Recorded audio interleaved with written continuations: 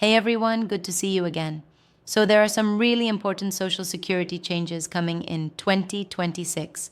And honestly, some of them going to affect millions of seniors, people with disabilities, and even folks who are still working and paying into the system.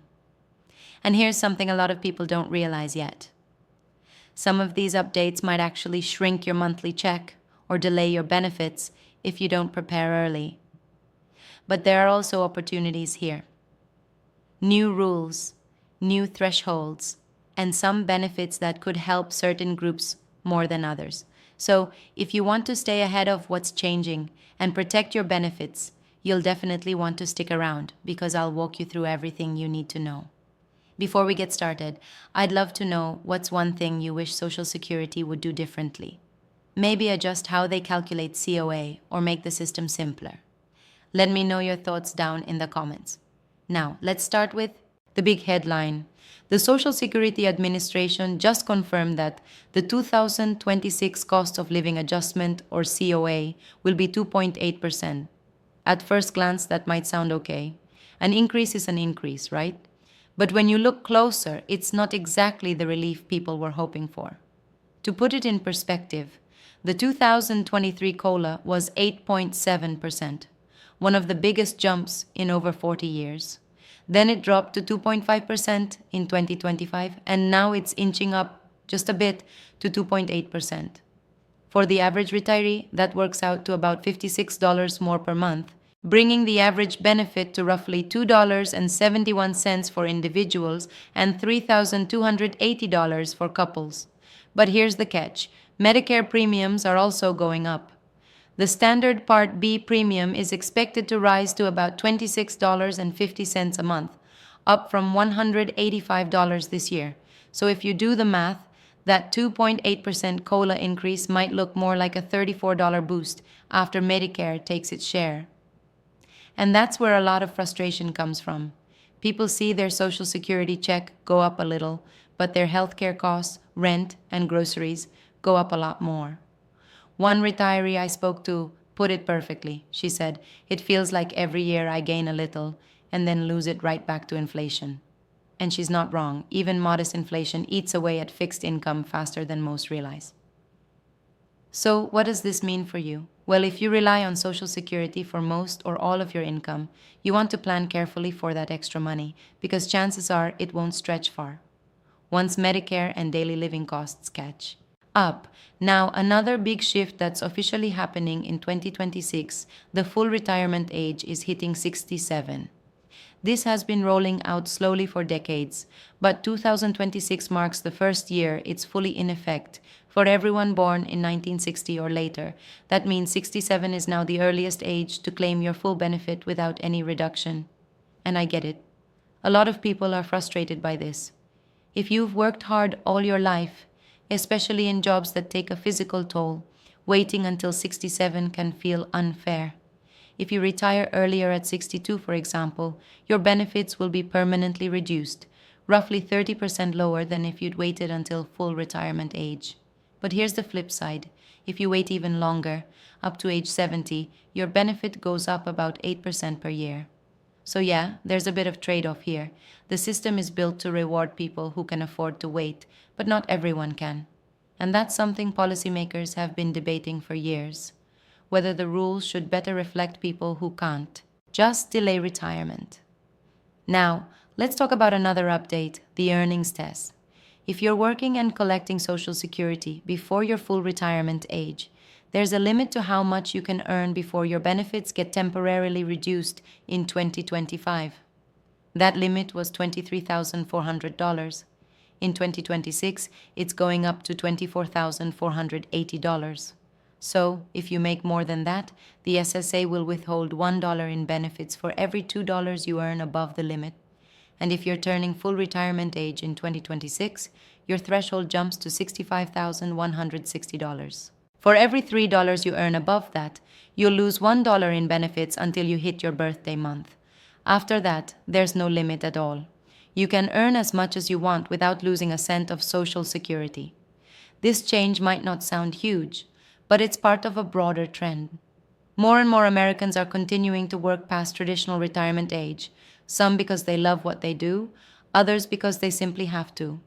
These updated thresholds give a little more breathing room to those trying to balance work and benefits. Also, one thing I know a lot of people are wondering about taxes. The Social Security payroll tax is staying at 6.2%, but the income cap, that's the amount of money that can be taxed, is going up. In 2025, it was $176,100.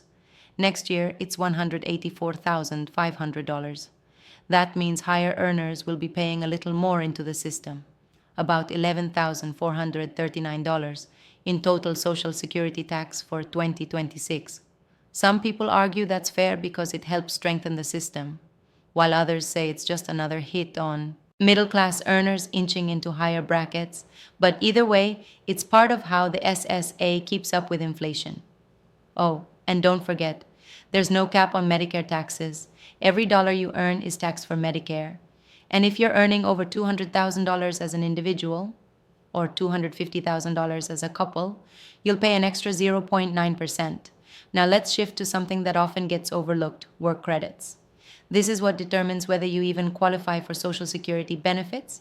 You need 40 credits total, and you can earn up to 4 per year, but the amount of income you need per credit is going up again. In 2026, you'll need to earn $1,890 for each credit. That's $7,560 for the full 4. It's a small jump from last year, but it's a reminder that the system adjusts with wages. And no, earning more than 40 credits doesn't increase your benefit. What really matters is your 35 highest earning years. So if you're still in the workforce, every year of higher income helps raise your future benefit. Now here's where things get a little concerning. The Social Security Trust Fund is still facing a serious shortfall. Current estimates show it could become insolvent by 2033, meaning the program wouldn't be able to pay full benefits, and everyone's checks could be cut by about 23%. That's not a scare tactic. That's the official projection. If that happened, the average retiree could lose roughly $400 to $500 a month, and fixing it isn't easy. It would take major changes like raising taxes, cutting benefits, or both. President Trump's administration has been trying to manage this challenge while keeping its promise not to cut Social Security for current retirees. There's been talk of improving efficiency and adjusting how funds are managed, but long-term solutions are still up in the air. And while we're talking about administration changes, there's another rule expected to take effect in January 2026 that's already causing a stir. It's about disability benefits, specifically Social Security Disability Insurance, or SSDI. The proposed rule would make it harder for some applicants, especially older workers, to qualify. Right now, around 33% of SSDI applicants are approved, and only about 23% on their first try. The average SSDI benefit is $1,538 a month. The new rule could cut approval rates even further by changing how age, education, and job history are factored into eligibility decisions. Critics say this could hurt millions of people who genuinely can't work anymore, but don't fit neatly into the new criteria. If you or someone you know is planning to apply for disability benefits next year, now is the time to start preparing. Gather your medical documentation, keep detailed records, and if possible, consult a Social Security advocate or attorney. Sometimes just having someone experienced on your side makes a huge difference, especially since appeals can take months. And while all this is happening, there's still the question on a lot of people's minds. What about that $2,000 stimulus President Trump mentioned? He said he wants to use tariff revenue to fund Americans, including seniors, on Social Security and disability. But right now, that proposal is stuck in Congress due to the ongoing government funding debates. If the economy slows after the holidays, that idea might come back to the table early next year. Now, let's circle back to something practical. Medicare open enrollment is happening, and 2026 will bring more plan changes than usual. Some states are adding new pre-authorization rules for certain medical services, and many Advantage and Part D plans are shifting their coverage. So even if you're happy with your current plan, it's worth reviewing. you might find better coverage or save money by switching. And with Medicare Part B premiums going up, even small savings in other parts of your plan can make a big difference over the year. Just pausing for a moment to share something important with you. We've partnered with Chapter, a service we feel confident recommending for clear, honest Medicare help. They'll connect you with a licensed advisor, compare every Medicare plan in your area, and help you save money. Most people save around $1,100 a year. It's free, and their care advocate team is there to support you even after you're signed up. Call 615-639-1937 or visit askchapter.org/money using the link in the comments below.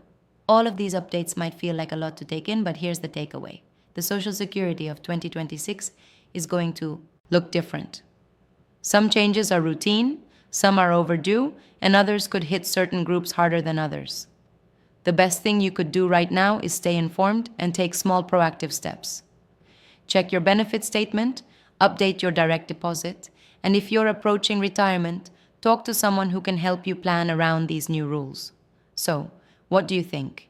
Do you feel like these changes are fair, or do they make things harder for regular people? Let me know in the comments. I really want to hear your thoughts because everyone's experience is different. And hey, if you found this helpful, please take a second to hit the like button and subscribe. It really helps more people see this kind of information. And it tells me you want to see more videos that break down these updates in plain, simple terms. Thanks for being here.